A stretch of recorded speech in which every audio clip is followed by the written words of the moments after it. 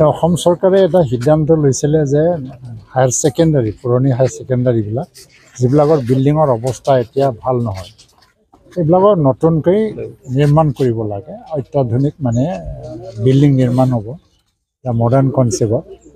আৰু যিবিলাক higher secondary স্কুলবিলাকত আজিৰ দিনত মডাৰ্ণ কনচেপ্ট বুলি ক'লে যি লাগে ডিজিটেল ক্লাছৰুমৰ পৰা কম্পিউটাৰ লেবৰ পৰা আৰম্ভ কৰি পেলাই সকলোবোৰ সা সুবিধা ইয়াত থাকিব নেচিডৰ আণ্ডাৰত টকাটো দিয়া হৈছে প্ৰায় 8 কোটি টকা দিয়া হৈছে আৰু বাক্সা জিলা হিচাপে আমি 5খন স্কুল পাইছোঁ বাকী 7 কোটি ইয়াত 8 কোটি দিছে কিন্তু বাক্সা সমষ্টি হিচাপে 3খন পাইছোঁ আমি বাকী সমষ্টিবিলাকত দুখন পাইছে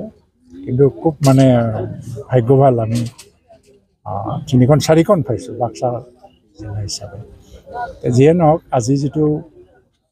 আধাৰশিলাটো আগতে কৰা হ'ল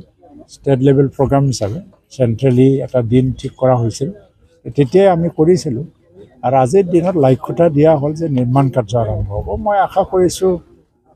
যি বিল্ডিং হ'ব এটা মডেল বিল্ডিং হওক আমি নৰ্মেলি যিমান স্কুলবিলাকে পাইছে 7 কোটিকৈ তাতকৈ অলপ বেছি 8 কোটি টকা আমি পালোঁ ইয়াত এটা মডেল স্কুল বিল্ডিং এটা নিৰ্মাণ হ'ব লাগে যাতে এই অঞ্চলৰ মানুহ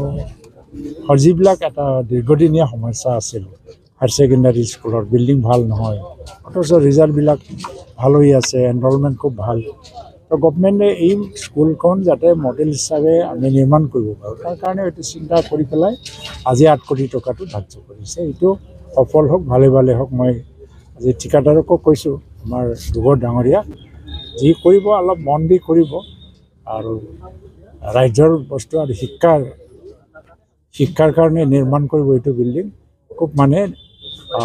ডেডিকেটেডলি ভাল কৰিবৰ কাৰণে চেষ্টা কৰিব বুলি মই কৈ দিছোঁ আৰু ৰাইজে আৰু স্কুলৰ যিটো SMDC আছে তেওঁলোকেও চাব লাগিব মই আশা কৰোঁ ভালে হৈ যাব এনেকুৱা দিন আমি এনেকাই এনেই দিয়া হৈছে বাৰু মানে 2 বছৰৰ ভিতৰত দিব লাগে কমপ্লিট কৰিব লাগে কিন্তু কামৰ ক্ষেত্ৰত কি সমস্যা আগতেও হ'ব পাৰে